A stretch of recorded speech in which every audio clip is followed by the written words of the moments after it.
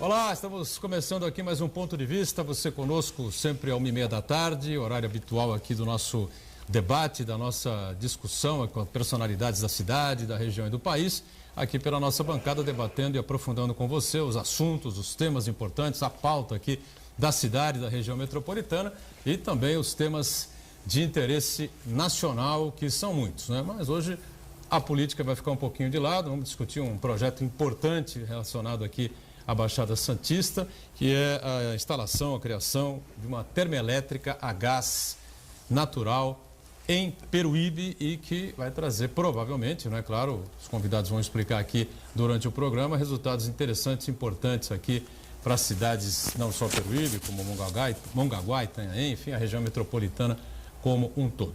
Estamos sempre ao vivo, 1h30 da tarde, você sabe, a reprise do Ponto de Vista, 7h30 da noite, enquanto a Santa Cecília TV estiver transmitindo os jogos da Unisanta. Eu tenho uma satisfação de receber aqui o empresário Alexandre Chiofetti, ele que é diretor-presidente deste projeto que tem o nome Verde Atlântico Energias. É isso, né, Alexandre? Prazer ter você correto, aqui. Obrigado. Eu que agradeço o convite, Edgar. Bom, aqui à direita, normalmente a gente abre sempre à esquerda, vou trazer aqui à direita o gerente desse importante projeto aqui para a cidade e para a região, que nós vamos acompanhar os detalhes, as explicações com os dois aqui. O Paulo Guardado também está com a gente. Prazer recebê-lo, tudo bem? Tá, muito obrigado. Esmeraldo Tarquínio Neto. Esmeraldo, mais uma vez, participa com a gente, colabora conosco aí para se inteirar também dessa novidade aqui para a cidade, para a região. Tudo bem, Esmeraldo? Tudo bem, Edgar, muito obrigado mais uma vez estar aqui com vocês, podendo participar do debate com os seus telespectadores. E o Marcos Santana lá na ponta, acompanhando sempre as nossas transmissões pelas redes sociais e a sua participação também. Tudo bem, né, Santana? Tudo bem, boa tarde a todos. Saudações ao Viverdes. Os palmeirenses devem estar muito contentes na segunda-feira. Convido você que nos acompanha ao vivo a participar do programa, mandando sua sugestão, crítica, pergunta pelo Facebook, Ponto de Vista com Edgar Boturão, ou por e-mail, contato@pontodevista.tv.br. Para você que nos acompanha na reprise, uma boa noite.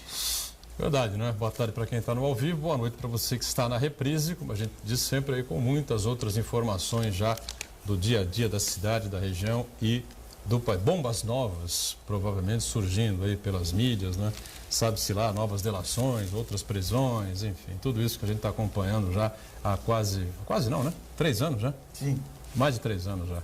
Aqui é a manchete do Jornal da Orla, que circulou aqui pela cidade de Santos, por toda a região metropolitana, no último final de semana, e você ainda pode acompanhar, não é?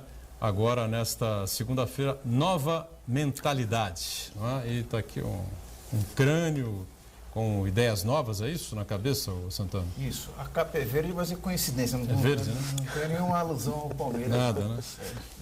Chamamos a atenção para um tema muito importante, muito relevante, que é uma mudança que vai acontecer na legislação municipal no que se refere à coleta de lixo em Santos. O objetivo principal do projeto Recicla Santos é conscientizar a população, disciplinar o segmento para estimular a coleta de material reciclável, porque hoje em Santos apenas 4% do material que poderia ser reciclável tem esse reaproveitamento, que é o vidro, papelão, plástico e outros materiais que podem ser reutilizados. Eles são destinados ao mesmo destino do lixo orgânico, chamado lixo úmido.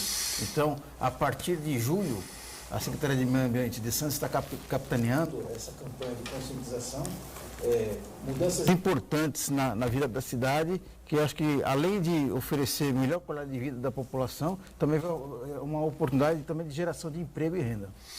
Muito bem, e precisa, claro que esse projeto avançar, essa coisa de mudança na conscientização, né?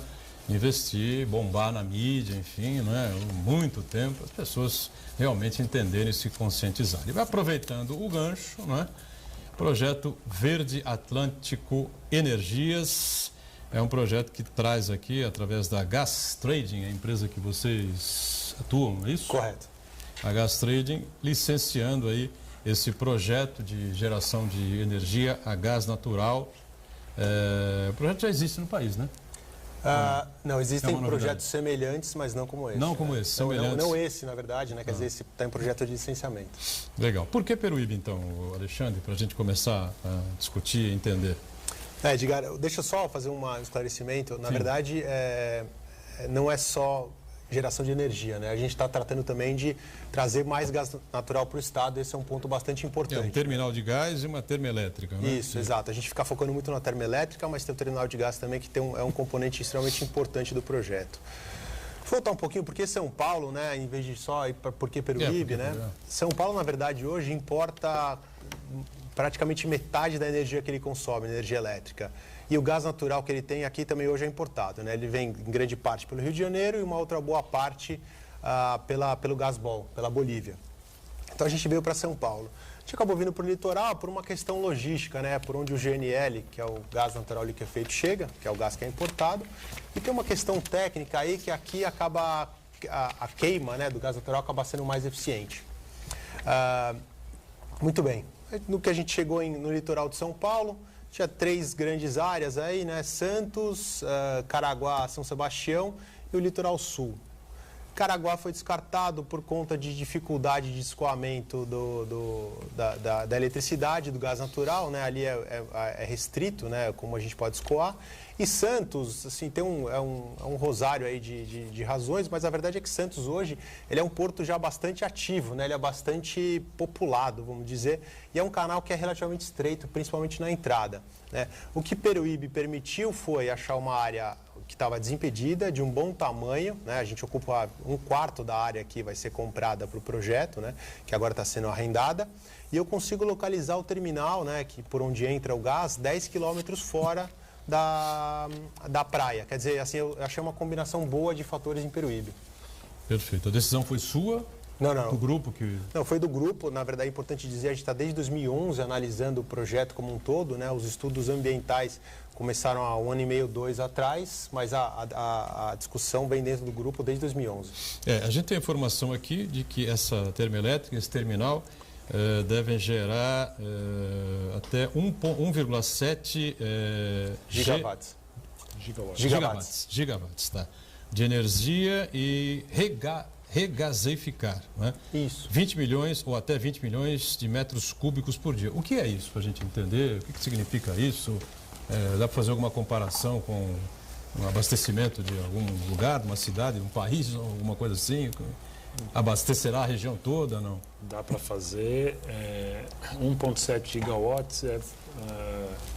A região metropolitana da Baixada Santista tem um consumo em torno de 1 gigawatt hoje. 1 gigawatt. Então, é uma produção maior do que o consumo da região, vai permitir crescimento para a região, novas indústrias, novas demandas portuárias e o fornecimento de energia para o sistema, que pode ser consumida no Planalto. Energia elétrica é conectada ao sistema nacional. Nossa conexão vai ser em Cubatão, na subestação Baixada Santista. A partir daí, ela é distribuída para onde tiver mais demanda. Como diz o Alexandre, o elétron não tem endereço certo, ele vai para onde estiver sendo demandado. Perfeito. Bom, o Esmeraldo fica à vontade também, né? O Marcos Santana, algumas questões mais técnicas aqui, né? Para a gente se familiarizando aos pouquinhos, né? Lembrando que o projeto está em licenciamento, né? Correto, está em licenciamento ambiental. Perfeito. Que é uma coisa mais demorada um pouquinho, né? Como é que funciona o processo? Na verdade, foram 2 anos de estudos. O protocolo entrega-se na CETESB, que é o órgão competente pelo licenciamento. Esse estudo, ele é extremamente extenso, né? Eu brinco que são 7.000 páginas, mas é ao redor disso mesmo. E ele vai ser estudado pela CETESB, quer dizer, a CETESB vai validar, né, todo o estudo que foi feito.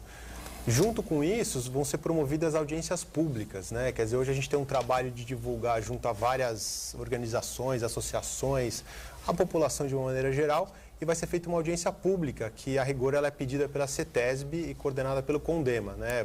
Deve ser feita num ginásio, numa câmara, em local a ser definido ainda. É a CETESB que vai definir?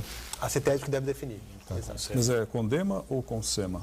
CONSEMA, né? Desculpa, é CONSEMA. Eu queria perguntar para você o seguinte, Alexandre, porque, assim, fazendo uma introdução, a região, ela tem já nos últimos anos, né, nas últimas décadas, assim, mas nos últimos anos principalmente, vem sendo objeto de intenção de investimentos por parte de empresários em diversos setores, mas ela se vê, de alguma forma, prejudicada pela divulgação do projeto e depois pela não execução do projeto. Sim.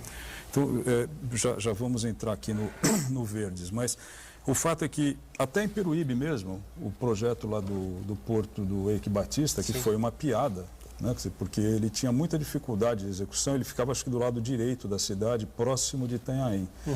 Eu vi pela localização que o de vocês está próximo da serra ali, que vai para Iguape, né? Exato. Na direção de Iguape. Aí estou até me lembrando que a Serra da Jureia foi na década de 80 objeto de um projeto de usina nuclear que foi, para nós aqui, seria um desastre, né? Como em qualquer lugar, porque em qualquer lugar sem acesso à tecnologia, exercício de tecnologia exatamente, né? Sim.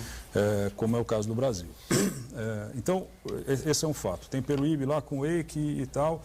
Eu vi, pelo que eu pude ter acesso, tem problemas com os aldeamentos indígenas, e isso é bem questionável, né? Isso é uma coisa bem questionável, mas de qualquer forma é uma preocupação que se tem que ter. E assim, eu me coloco assim desde já, assim, eu não sou pró-preservação, pró-conservação e contra o desenvolvimento, muito pelo contrário. Eu acho que sempre tem que ter uma posição equilibrada. Mas, além disso, o fato essa pergunta que o Edgar fez no início, quantos gigawatts são consumidos pela Baixada, e o Paulo nos falou em né? Isso é um consumo diário? Na verdade, a gente analisa pelo consumo médio. Pelo consumo né? médio, tá bom. E aí uma pergunta mais operacional. O navio não vai aportar ali.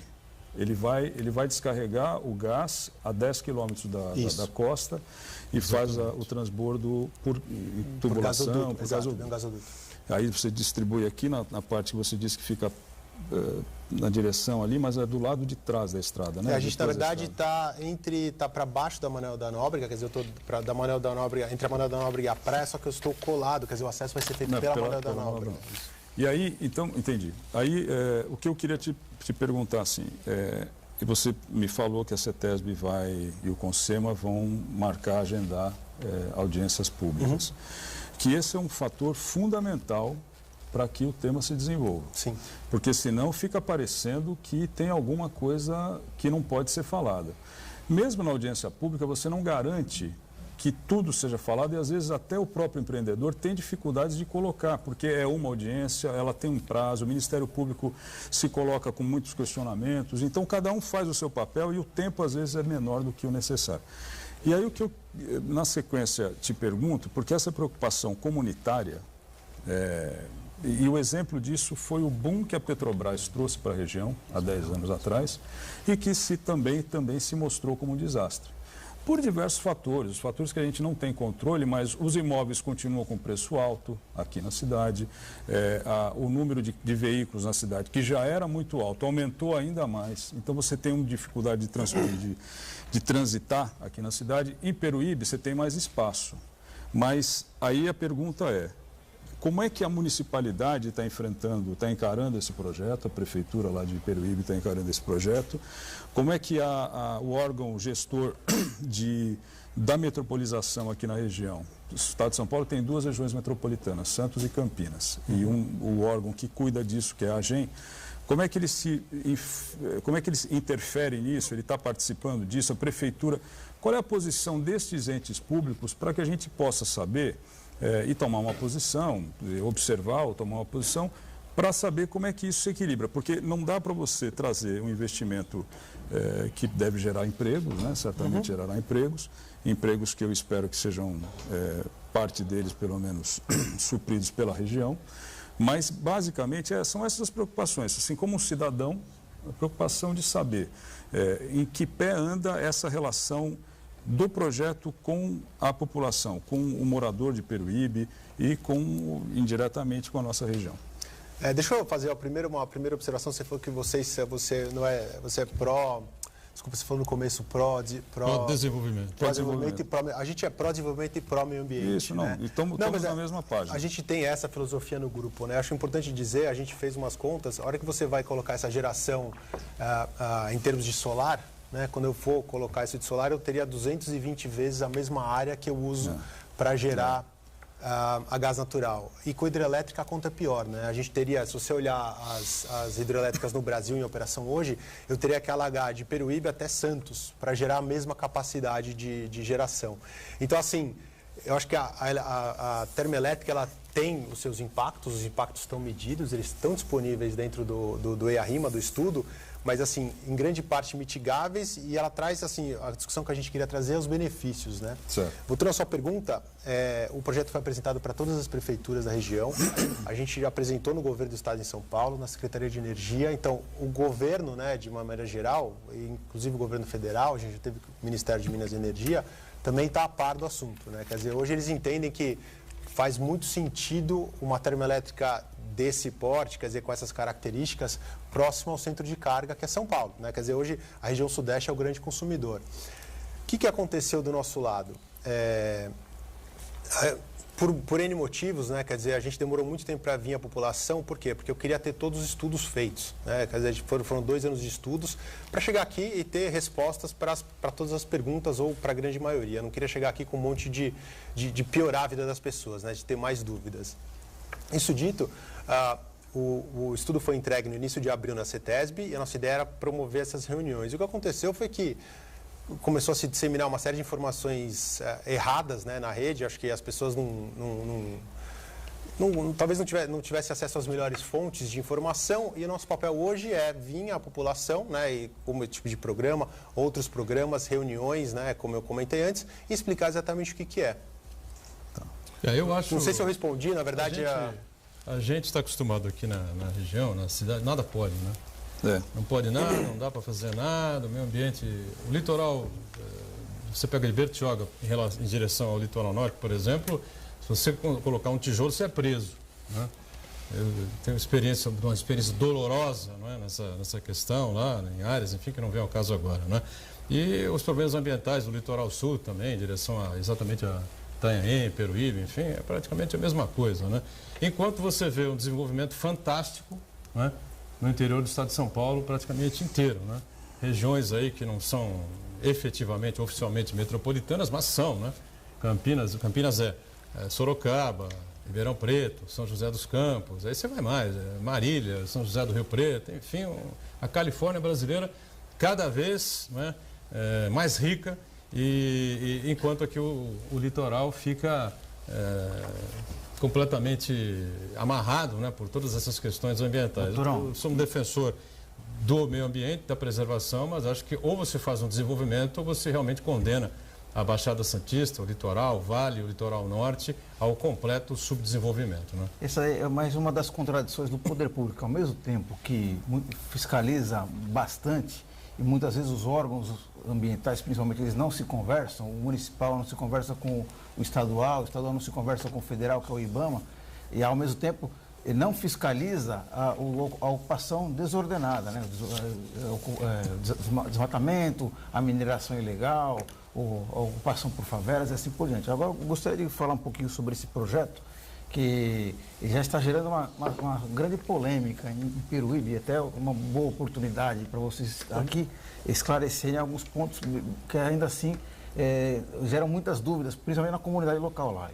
E o curioso é que Peruíbe parece que é um para-raio para polêmicas envolvendo questões ambientais e em contraste com o desenvolvimento, né? Primeiro foi na década de 80, né, que quando quase o governo, na época o governo militar, quis instalar 2 unidades de usinas nucleares, né? Houve uma mobilização muito grande. Um ambientalista, que na época era vereador, o Dr. Zwarg, muito conceituado no meio ambiental, conseguiu convencer os impactos extremamente negativos que a instalação de uma usina nuclear traria para aquele bioma, né? E isso aí ajudou a criação da Estação Ecológica Juré Itatins, que foi o governador, na época, Franco montou, inclusive ele veio de helicóptero para a Ilha do Cardoso assinar a formalização da transformação daquela área numa grande reserva ambiental. Foi uma boa medida porque hoje, se você reparar no mapa do Brasil, boa parte da reserva de Mata Atlântica, da Mata Nativa, está completamente degradada. Então, Peruíbe é um dos poucos lugares que ainda estão intocados, que tem todo aquele manancial de recursos minerais, que podem muito bem servir para fornecimento de remédios, aumentar a quantidade a variedade de alimentos para a população, né? Agora, eu gostaria de chegar aqui na questão do empreendimento, que gerou uma série de contestações junto à comunidade, né? E a CETESB, vocês falaram que entraram com um pedido de licenciamento ambiental na CETESB, e a CETESB, em setembro do ano passado, emitiu um parecer técnico e chegou à conclusão de que a obra trará uma série de impactos àquela localidade, entre eles a supressão de vegetação no bioma da Mata Atlântica, o impacto no Parque Estadual da Serra do Mar, do Parque Xuxová, afetação em terras indígenas e impactos ambientais no biotipo ali, no biótipo, no físico, no socioeconômico daquela região ali, né? Isso na construção do Isso na construção e no funcionamento do empreendimento. Alguns ambientalistas defendem que simplesmente o funcionamento de uma termoelétrica faz aumentar a emissão de gases do efeito estufa e também vai aumentar a temperatura do ambiente, né? Então, é uma oportunidade para vocês explicarem quais serão os impactos e como é que a empresa está se preparando para informar a comunidade dessa questão. Ok. Esse parecer da CETESB é o parecer inicial do processo de licenciamento, né? Quando nós vamos à CETESB, a gente protocola um pedido de licenciamento com as características básicas do projeto. E a CETESB diz, olha, esse projeto pode ter impacto nisso, nisso e nisso. A partir daí ela emite um termo de referência.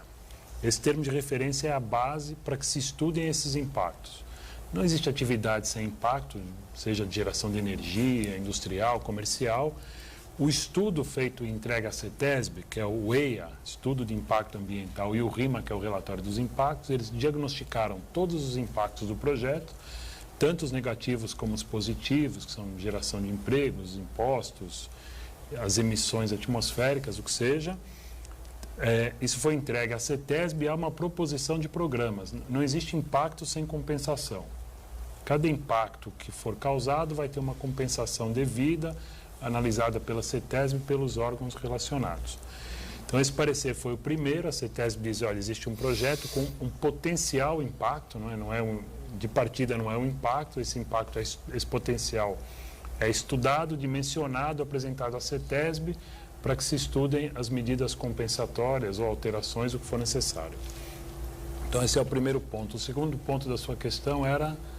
Outros impactos, né, com relação ao bioma, aumento da temperatura no ambiente. Aumento da temperatura. Inclusive, tem uma grande dúvida de que essa termoelétrica utiliza muito a água para fazer a refrigeração, né? E o temor dos ambientalistas é que a água utilizada no processo, na hora que ela é devolvida ao meio ambiente, vai fazer aumentar a temperatura, seja no ambiente fluvial, quanto no ambiente marítimo, né? Tá bom. Podendo acarretar prejuízo a espécies marinhas, espécies vegetais, né? Como é que a empresa está pensando nesses efeitos? Tá bom. É importante dizer que a gente não tem nenhum impacto, nenhuma relação com o ambiente fluvial. A termoelétrica não vai usar água nenhuma ali do Rio Preto, que é o rio que está próximo ao nosso empreendimento. Ela vai usar água do mar. Essa água do mar é usada no processo de resfriamento da termoelétrica. Então, ela é retirada do mar, ela passa por um ciclo de resfriamento, não recebe nenhum aditivo químico, nenhum poluente, passa por uma torre de resfriamento na térmica e depois volta para o mar. Quando ela volta para o mar, ela vai estar em alguma temperatura acima da temperatura original, mas dentro de uma faixa permitida e legal, que não causa impactos àquela região. Como a massa de água do mar é muito grande, em menos de 8 metros, você já tem uma zona de mistura que equaliza a temperatura das águas.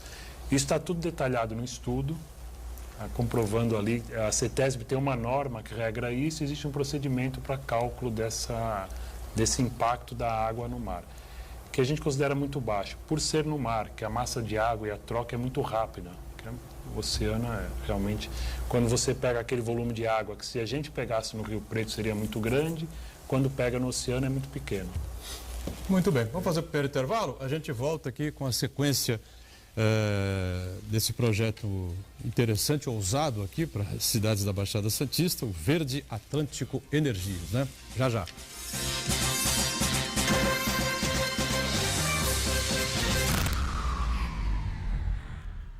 Existe um lugar em Santos onde você encontra os empreendimentos mais fascinantes da região. Um lugar amplo, aconchegante, feito para oferecer o melhor atendimento para você. Um lugar que reúne as melhores opções residenciais e comerciais nos bairros mais nobres de Santos. Um lugar que a gente nem precisava dizer, porque você já sabe. Central de Vendas Grupo Mendes, Rua Guaiaó 55, Aparecida. Venha fechar um bom negócio para abrir as portas do seu novo lugar. E aí, galera, beleza? Então, o mundo mudou. Agora todo mundo é gerador de conteúdo.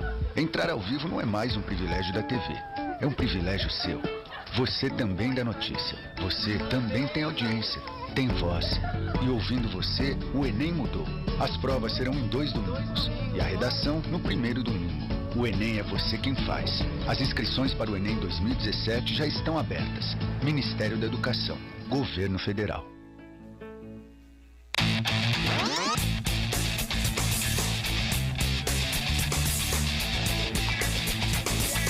Apoio Caixa e Ortobon Colchões. Aproveite o grande feirão da Ortobon no Litoral Plaza Shopping no mês de maio.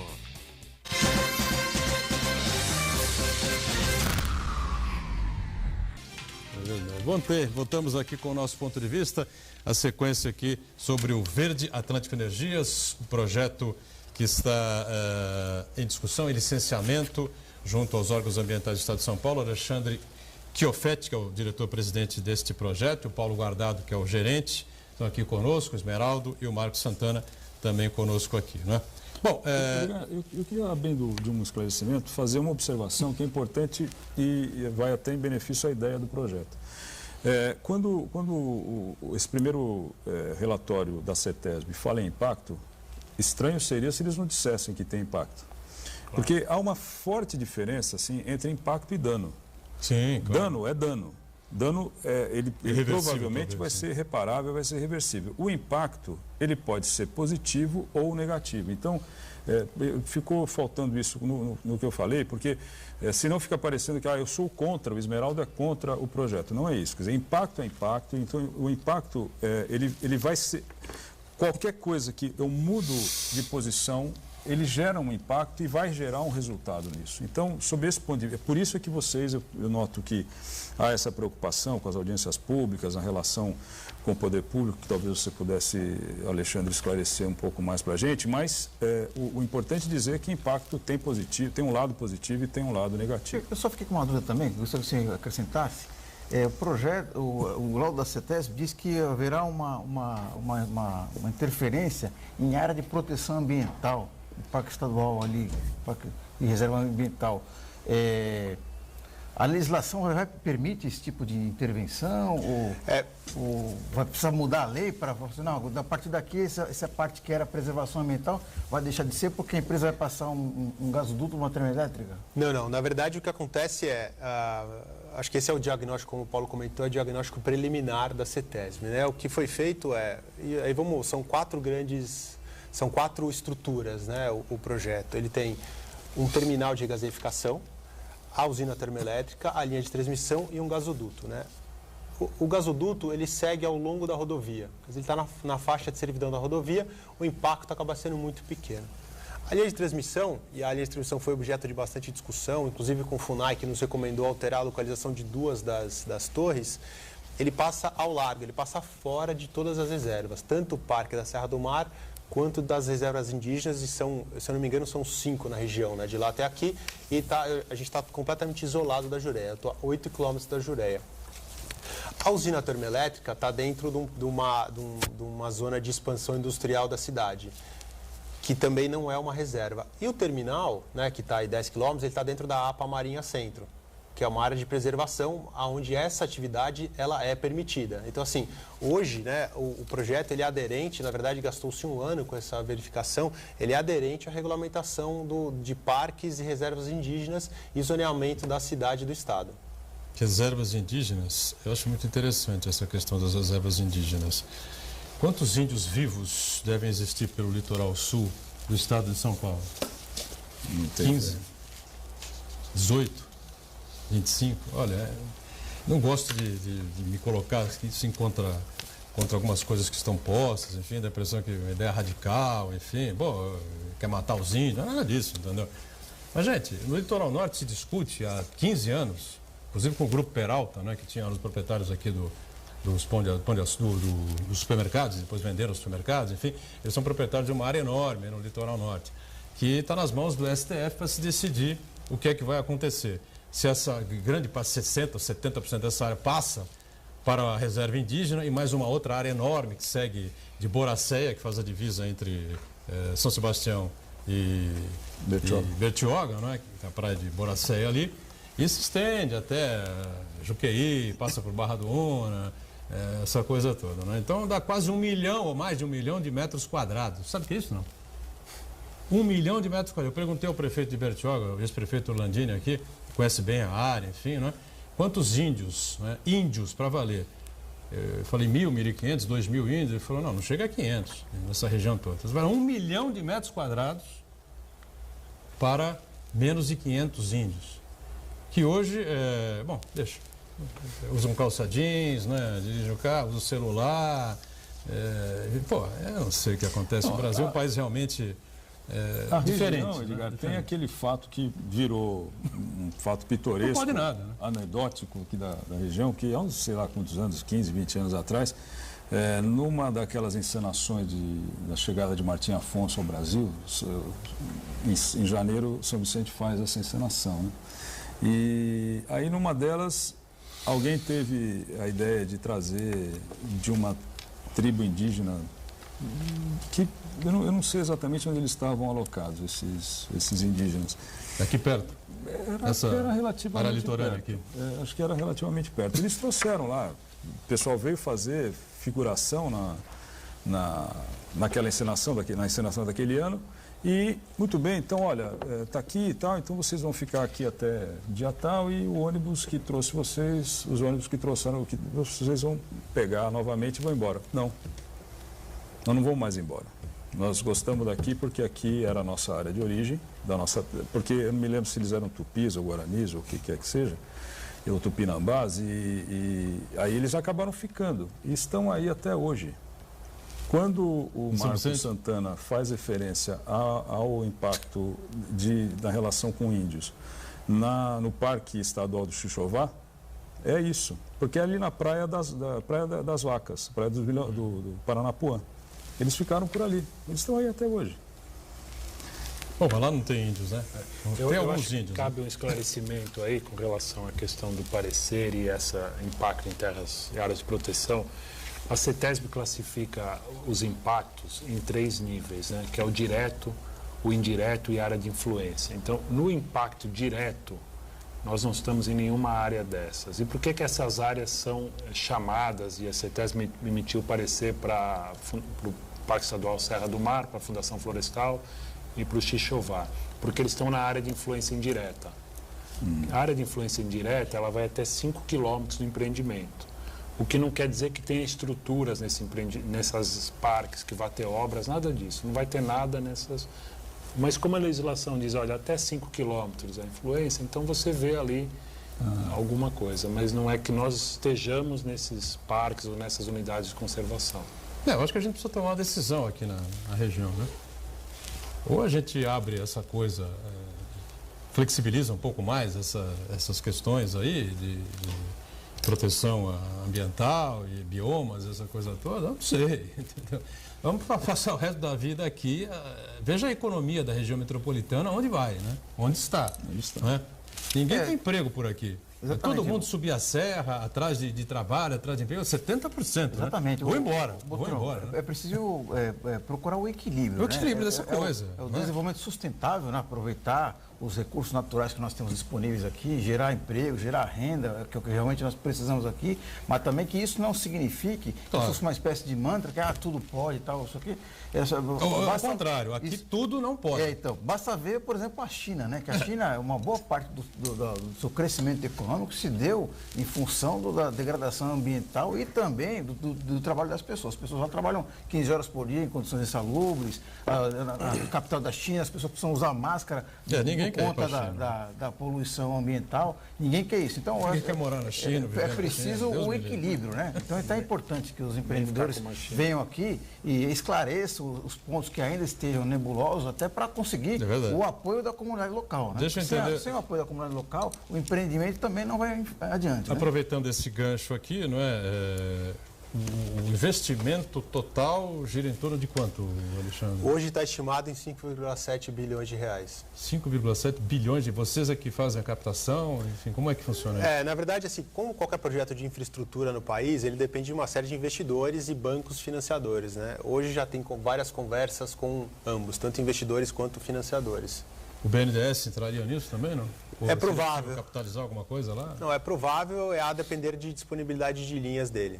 Tá. E aí, quem são os profissionais mais talhados aí para trabalhar na criação, nas obras, no engenheiros, enfim? O projeto tem, como o Alexandre tinha dito antes, tem um volume grande de mão de obra durante a construção e depois durante a operação, né? Durante a construção você tem um volume grande de engenharia de obra civil, engenheiros, técnicos e funcionários de menor nível de qualificação mesmo, ao nível de pedreiros, ajudantes. Soldadores. Depois você tem uma gama grande também de montagem eletromecânica. Aí você entra com técnicos elétricos, técnicos mecânicos, eletromecânicos, enfim, toda essa gama de profissionais da área técnica que fazem a montagem da usina e do terminal. E tem os níveis de engenharia, de administração, de contabilidade. Isso durante a criação, durante as obras, para se estabelecer lá soldadores, o projeto, enfim. Né? As obras que deverão passar de 3 anos aproximadamente, é o cálculo de vocês? De 3,5 a 4 anos. 3,5 a 4 anos, ou seja, um longo período, enfim. Realmente se vislumbra aí possibilidade de muitos empregos, né? De muita prestação de serviços aí para Importante dizer que o empreendimento, como ele está na região metropolitana aqui da Baixada, aqui já tem muitas obras. Tem as obras dos terminais aqui do Porto de Santos, já teve obras da Petrobras, tanto em Santos, Praia Grande. Então a gente entende, fez um levantamento socioeconômico, que existe mão de obra disponível aqui na Baixada, sem precisar que essa mão de obra mude para alojamentos em Peruíbe. Porque o transporte Santos-Peruíbe se dá em 45 minutos, 1 hora. É 1 hora, aproximadamente. É possível você ter trabalhadores da região, dos vários municípios, Praia Grande, São Vicente. Até para evitar o que aconteceu durante a construção da Anchieta, né? Vieram trabalhadores de outras regiões para construir a Anchieta. Era uma obra temporária, só que depois que a obra foi concluída, os trabalhadores não só permaneceram, como trouxeram suas famílias e parentes e criaram os famosos bairros cota, que recentemente teve uma desocupação ali. Né? Mas como a região já tem um histórico de obras, aqui tem uma mão de obra já preparada, qualificada, não olhando só a Peruíbe, mas olhando a Baixada Santista. É perfeitamente possível ter essa mão de obra toda da região, sem precisar trazer gente de fora ou criar alojamentos e tal. Eu vou colocar o cartaz novamente, né? O Saiba Mais sobre o projeto terminal de gás natural e da termoelétrica a gás natural de Peruíbe. E na sequência tem aqui um e-mail, o telefone é o 0800, gratuito, né? E o site é o www.verdeatlante.com.br. A gente tem o GC aí também para colocar, só para ilustrar um pouco mais, né? E fica mais fácil para as pessoas, está aí também a nossa tarja azul, fica mais fácil para as pessoas tirarem as suas conclusões, né? Poderem tirar dúvidas, enfim. Mais à frente virão as audiências públicas, enfim, como a gente tem acompanhado. Essas audiências públicas serão em Peruíbe, serão em São Paulo? Só a CETESB que vai decidir, né? Não, a rigor, certamente em Peruíbe. Nas outras Peruíbe, cidades, fica a cargo da CETESB a definição, né? O maior impacto acaba sendo de fato em Peruíbe, mas as outras cidades têm aí um gasoduto e uma linha de transmissão que vai acabar passando por elas. Alexandre, eu tenho uma dúvida, que a Gastrading é uma empresa de energia, né? Que pertence a um conglomerado, ao Leros. Exato, o Grupo né? Leros. E eu fiz uma rápida pesquisa e vi que o negócio é energia. Comercializadora de energia. Isso, inclusive, se me corrija se eu estiver errado, a maior indústria, maior usina de captação de energia fotovoltaica, parece que pertence ao grupo, fica em Assis. Não é isso? Então, quase. Está em Lins, na verdade. Em Lins, isso. Foi um investimento próprio, né, com capital próprio da empresa. Ela está dentro da Unilins, que é uma universidade no interior de São Paulo. Ela tem potência instalada de 550 kW pico. Então, o negócio é energia. E a gente vê que houve a opção de energia termoelétrica, usando um combustível fóssil, né? E a gente percebe que em outros países, por exemplo, a Alemanha, a Dinamarca, estão investindo pesado na captação de outras formas de energia. A Alemanha tem o maior parque de captação fotovoltaica do mundo. E a Dinamarca... Traduz aí, fotovoltaica é retirar energia através da luz do solar, né? E a Dinamarca, a Noruega e outros países do norte da Europa, eles estão investindo pesado na captação da energia eólica, quer dizer, a partir da força dos ventos. Por que foi a opção da energia termoelétrica com base em combustíveis fósseis? Não vai na contramão do que se pensa em termos de sustentabilidade? O que acontece, na verdade, a gente tem uma leitura ao contrário dessa, né? O que acontece hoje, e não é óbvio para as pessoas, né? É um assunto extremamente complexo, mas tanto a solar quanto a eólica, né, o vento, ela tem, às vezes não venta. Então, quando não venta, simplesmente você não está gerando energia. E o que acontece? O que é a bateria, quem que dá energia de base para o sistema? A geração que é contínua. Muito bem. Hoje você tem gerações contínuas, as hidráulicas, né, que estão longe aí do centro de consumo. E a verdade hoje os grandes potenciais hidrelétricos, né, as grandes usinas meio que já foram feitas, né? Vai ser difícil a gente encontrar novas grandes usinas. E como é que hoje o mercado consegue crescer, né? O Brasil precisa de geração, né? Precisa de mais energia. E para as renováveis, as eólicas... É legal você explicar. Termina o seu raciocínio, depois é legal explicar essa coisa, por que é que o país precisa de mais geração de energia, enfim, porque senão não consegue se desenvolver, né? Se se desenvolve, vem apagão. Né? Mas depois, no outro bloco, eu vou pedir para eles fazerem uma avaliação sobre isso, uma explicação mais clara sobre isso. Pode terminar o raciocínio, por favor. E o que acontece hoje, para a eólica e para a solar, que o jargão do mercado é intermitente, o que é intermitente? É que às vezes ela para, né? Que se não tiver sol, não gera energia solar, se não tiver vento, não tem a eólica. Elas precisam da energia termoelétrica, né? Hoje o plano do governo, nos próximos 10 anos, né, o plano é a expansão, 36% da expansão de geração vem da termoelétrica. Quer dizer, a maior parte da expansão vai vir de termoelétrica. Agora, quais são a segunda e a terceira? Eólica e solar. Quer dizer, essas duas, elas precisam da termoelétrica para crescer. Então, assim, se você tiver que escolher como crescer, as três fontes hoje que estão aí, que são mais de 60% da base de geração, né, da perspectiva de crescimento, são gás natural, termoelétrica gás natural, solar e eólica. Então fica aí, antes do intervalo mesmo, vou deixar o espaço aqui para o Paulo Guardado explicar exatamente essa coisa, né? Por que se precisa de mais geração de energia no país e, evidentemente, falei há pouco, né, para se evitar o apagão. O Brasil tem que crescer, precisa desenvolver, precisa avançar, precisa crescer, mas tem um teto, um limite. Se passar daquilo, não adianta, porque tem apagão no sul, apagão vai para o Nordeste, passa por Santos, enfim, perdemos noites sem iluminação, enfim, como já aconteceram várias vezes, né? Sim, é isso, Paulo? Exatamente. Queria que você explicasse um pouquinho essa situação. Já? Pensei que pode ser já. Desculpa. Então, olha só, o Brasil precisa mesmo de geração de energia. O consumo de energia sobe acima do PIB. Mesmo depois de 2 anos de recessão, nós estamos com o consumo perto da capacidade instalada. Agora mesmo a gente está entrando em bandeira vermelha, e é legal a gente explicar por que o Brasil entra em bandeira vermelha quando entram as termoelétricas. Nós temos um parque termoelétrico antigo, que tem usinas a óleo, tem usinas a carvão de baixa eficiência. E esse parque precisa ser substituído por um parque moderno. Esse projeto que nós estamos apresentando em Peruíbe ele tem a tecnologia mais nova do mundo, de alta eficiência e baixa emissão de poluentes. Então, existe o problema da geração. Você tem uma geração antiga, termoelétrica. Houve um tempo com baixos investimentos em novos projetos de energia. E os projetos que saíram nos últimos anos, saíram no Norte e no Nordeste.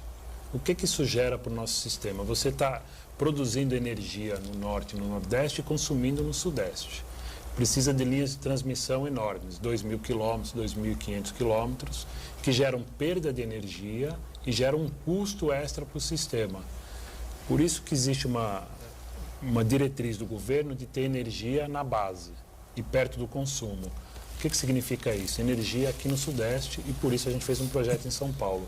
Ele é muito eficiente para o sistema, ele gera economia de gastos em transmissão, reduz as emissões no sentido, à medida que você pode desligar térmicas antigas mais poluentes. Então, é um conjunto todo positivo, é uma espiral positiva, tanto da disponibilidade de energia para crescimento, que cada vez o mundo está mais consumindo, a gente vê os eletrônicos, o consumo de energia foge do PIB, né? É uma linha maior. Como do ponto de vista da diminuição de emissões de gases de carbono e da disponibilidade do energético aqui. Esse foi. Muito bem. Vamos fazer o nosso segundo intervalo. Já retomamos a sequência aqui do Ponto de Vista em instantes.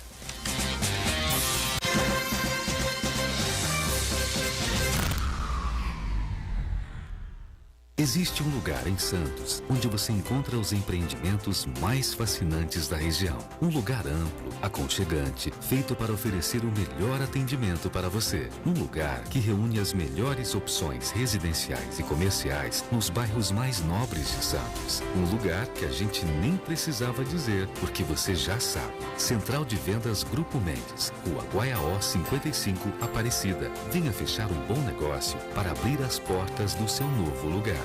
Você sabia que a Santa Cecília TV foi a primeira emissora da região a transmitir em sinal HD? Para assistir a maior programação regional da sua TV em alta definição, não precisa pagar nada. É só sintonizar sua antena para receber o sinal digital da Santa Cecília em 52.1 HD. Verifique se o seu condomínio já tem uma antena digital coletiva. Se tiver dúvidas, converse com um antenista de confiança ou entre em contato com o nosso departamento técnico. 3202-7179. É importante saber que o sinal analógico da nossa região vai ser desligado em setembro.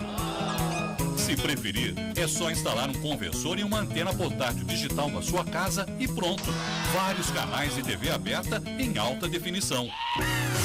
Santa Cecília TV em HD. Melhor qualidade, sem pagar nada para assistir.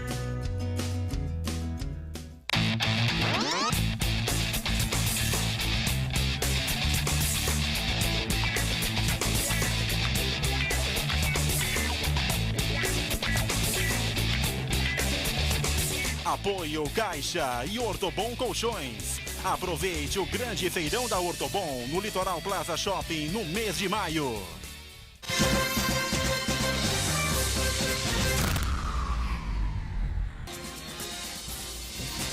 Muito bem, terceiro bloco aqui do nosso Ponto de Vista, falando sobre o projeto Verde Atlântico Energias. O projeto está em fase de aprovação ainda na CETESB, né, nos órgãos ambientais do governo do estado, e vai acontecer, se tudo correr bem, na cidade de Peruíbe, grandes investimentos, por lá uma termoelétrica, né, além do gás natural que vai ser gerado também, né, termoelétrica, o terminal do GNL, gás natural liquefeito, né. Santana tem uma participação aí, o Uriel está conosco, é isso? Uriel Vilas Boas pergunta, esse estilo de produção de energia pode ser implementado em qualquer região brasileira? E qual o potencial de uso, levando em conta a duração do estoque de gás? Bom, qualquer um dos dois pode...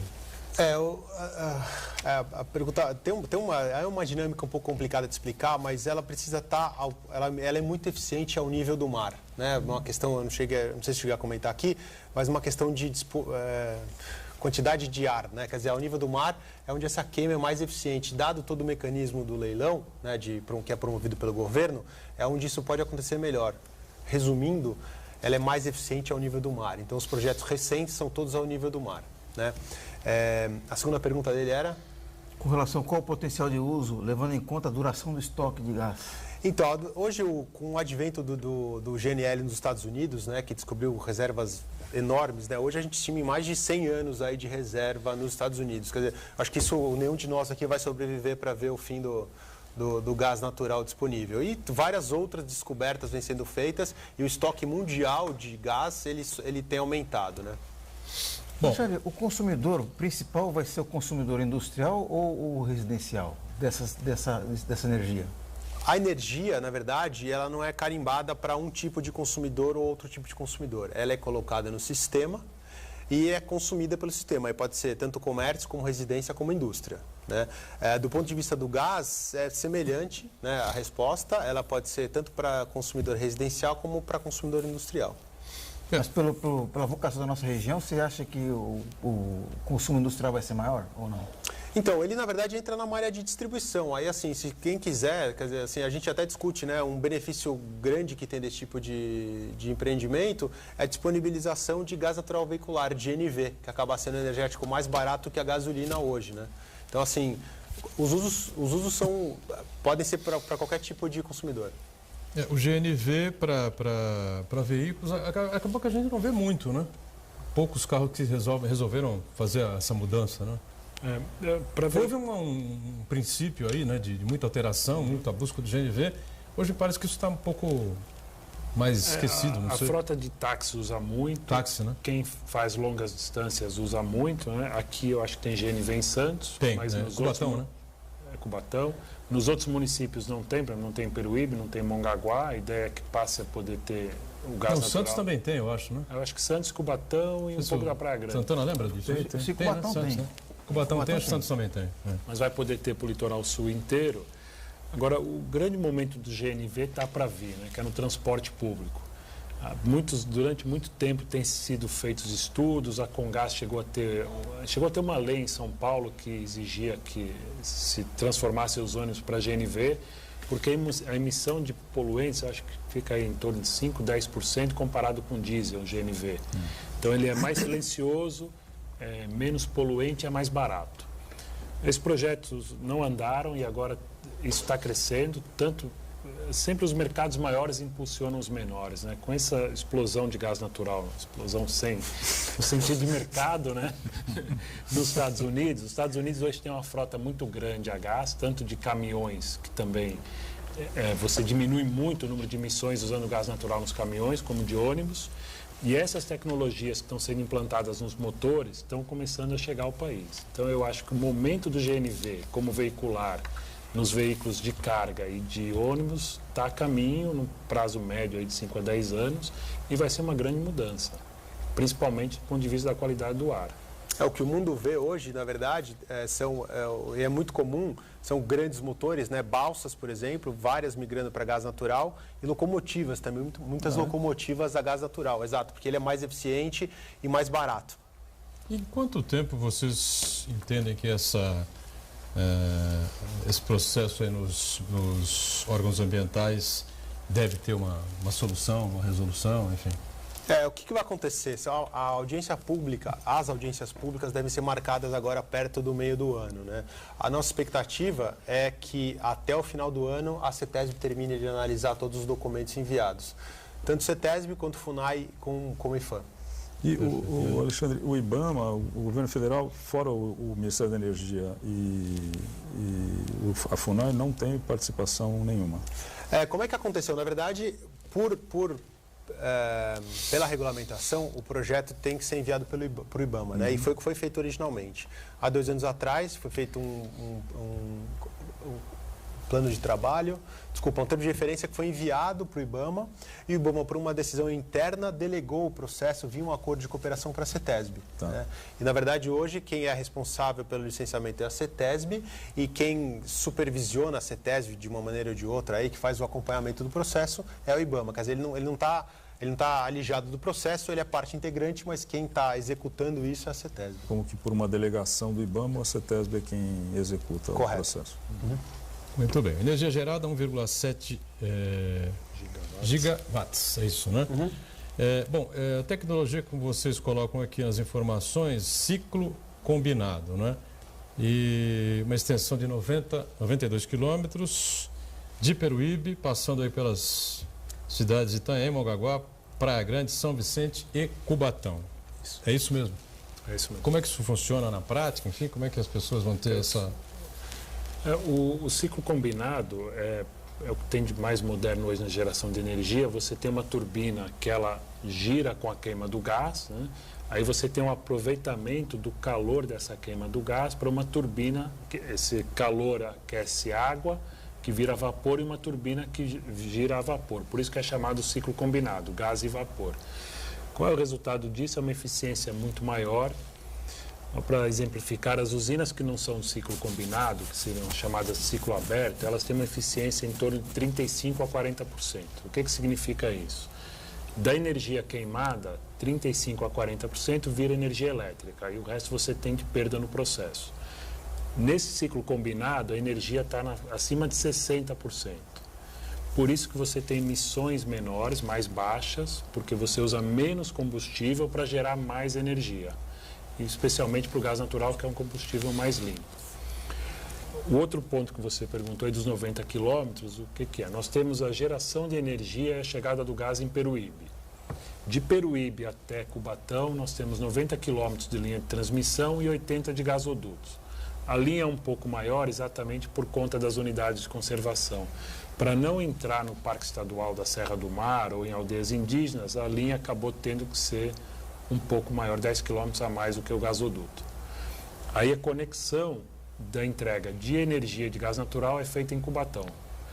A subestação Baixada Santista em Cubatão é o ponto onde essa conexão é feita, e dali é distribuído para todo o sistema. E o gás natural a gente pretende entregar no Citygate, perto da refinaria Presidente Bernardes. Eu citei aqui várias cidades, Itanhaém, Mongaguá, Praia Grande, São Vicente e Cubatão, e não citei Santos. Né? O projeto não passa em Santos. Não passa em Santos. Mas atenderá Santos. Atenderá Santos também? É porque Santos já está atendido nessas conexões. Quando a gente entregar a energia ou gás em Santos, são conexões que já atendem Santos. Em Cubatão, quando a gente entrega em Cubatão. Em Cubatão, tanto o Citygate de Cubatão como a subestação já estão conectados às redes de Santos. Então tudo bem, né? Não há nenhum prejuízo aqui com relação à cidade, né? Que, aliás, concentram, né, a grande maioria dos investimentos, sempre, né, aqui referentes à região metropolitana, né? Aliás, você fala em região metropolitana em São Paulo, no interior, enfim, o pessoal lembra Santos, né? Santos, vamos para Santos e tal, não sei o que. Não, isso é Praia Grande que eu estou falando. É Praia Grande e tal, a pessoa confunde.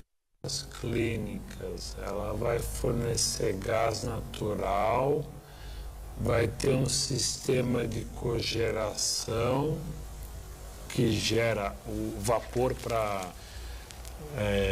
esterilização, para lavagem de roupas com o gás natural, e gera uma energia também produzida no local.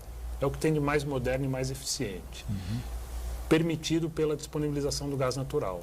Quer dizer, você não poderia fazer isso com óleo, até poderia fazer, mas o resíduo seria muito grande. Com gás natural você tem um sistema limpo, altamente eficiente.